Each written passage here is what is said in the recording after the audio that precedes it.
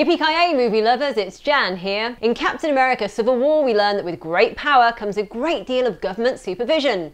Team Iron Man's okay with that, Team Cap not so much. And so the scene is set for the third of this year's ideological bust-ups between comic book characters. First we had Daredevil versus the Punisher in season 2 of Marvel's Netflix show, and then of course we had Batman v Superman. But now it's time for two of the linchpins of the Marvel Cinematic Universe to face off in Captain America Civil War, and it's been well worth the wait. Captain America Civil War certainly has a lot of plates to keep spinning between being the third installment in the Captain America trilogy, a sort of sequel to Age of Ultron, an introduction to several new superheroes, and an Avengers movie in everything other than name. But don't worry, as directors Anthony and Joe Russo and screenwriters Christopher Markus and Stephen McFeely deftly keep those plates in pretty magnificent motion throughout. The chemistry between the movie's many actors and the connection you feel to their characters has been slowly and steadily cooking for a number of years now, and Civil War makes the very most of that. At the heart of the movie are powerful, pitch-perfect performances from Chris Evans and Robert Downey Jr.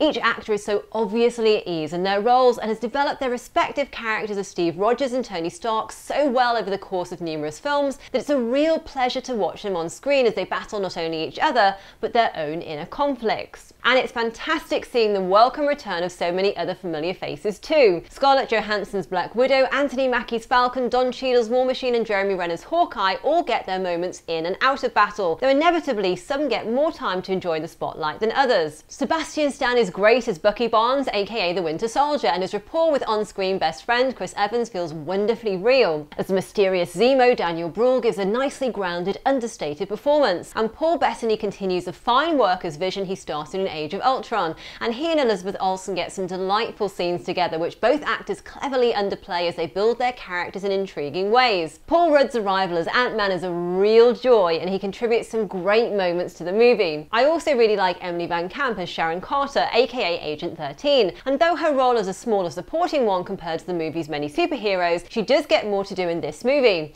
However, one particular moment between Carter and another character feels lacking incredible build-up, and as Everett K. Ross, Martin Freeman feels a little wasted. Right from the very start, the action is full on, with plenty of wonderfully choreographed and shot scenes that show the influence of movies including the Raid and Bourne franchises and demand your attention at every twist and turn of the camera.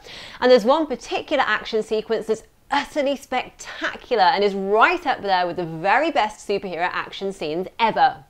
The movie contains a wealth of humour too, which comes from a variety of sources, including Tony Stark, though he's necessarily a little more subdued than usual. Falcon, Vision, Ant-Man and the new superhero kid on the block, Spider-Man, also add a hell of a lot in the comedy department. Speaking of Spider-Man and Peter Parker, his scenes are an absolute treat. As the latest actor to sport the Spidey spandex, Tom Holland is simply outstanding, really embodying the youthful spirit of the character. Spider-Man's always been one of my favourite comic book characters, and I cannot wait to see Holland continue the great groundwork he's laid for the character here in his own film. As for Black Panther, our other new super arrival, actor Chadwick Boseman makes a great first impression in the role, playing some really interesting character-driven moments, as well as standing out in plenty of acrobatic, action-filled scenes. Based on this movie, I'm certainly looking forward to his first solo outing in 2018. Oh, and Stan Lee gets the most fabulous cameo, which is now one of my favourites.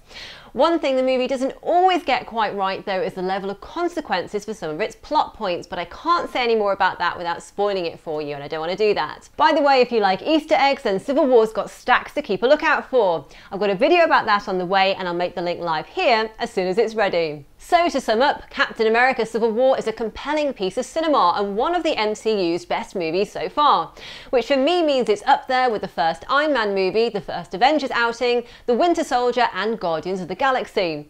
Its action scenes are a breathless pleasure, its humour is on point, its cast is a delight to watch, and it's got a wealth of Easter eggs which is enough to send you to Nerdvana.